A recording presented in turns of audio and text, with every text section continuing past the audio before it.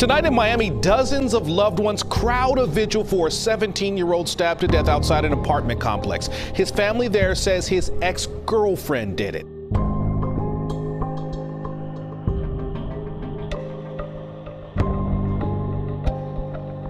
Overwhelmed with emotion and grief, family and friends of 17-year-old Yakeem Lawler came together Sunday to cry and to remember a young life now gone.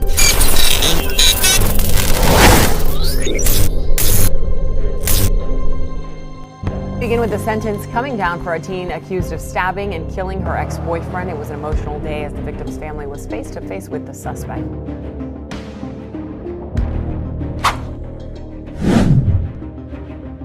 Thank you. Happening now. It's been a year and a half since high school football star Yakeem Lawler was stabbed to death by his own girlfriend, Jahara Malik. They were both 17.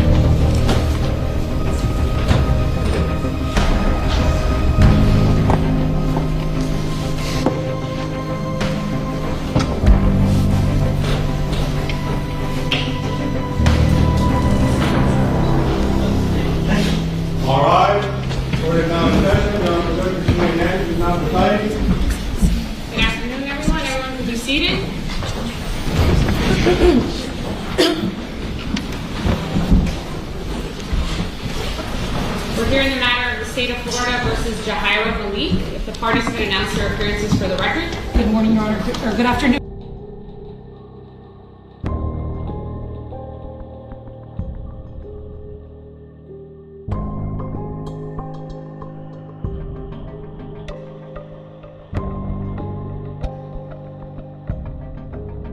Mr. Rodriguez will be on the scene. Good afternoon, Your Honor. Keone McGee and Larry Hanfield on behalf of Jahara. He stepped out, and Mr. Hanfield stepped out for 1 second, but he'll be back shortly. Okay, Good afternoon, Your Honor. Malcolm Pearson on behalf of the next one. good afternoon. Does Mr. Hanfield want us to wait for him before we start? That would be a good idea, Judge. Thank Okay, you. so we'll pass it to Mr. Hanfield to come back. And Judge, just so the court's aware, this is Sergeant Santos is just sitting here because it's obviously a packed courtroom. Right.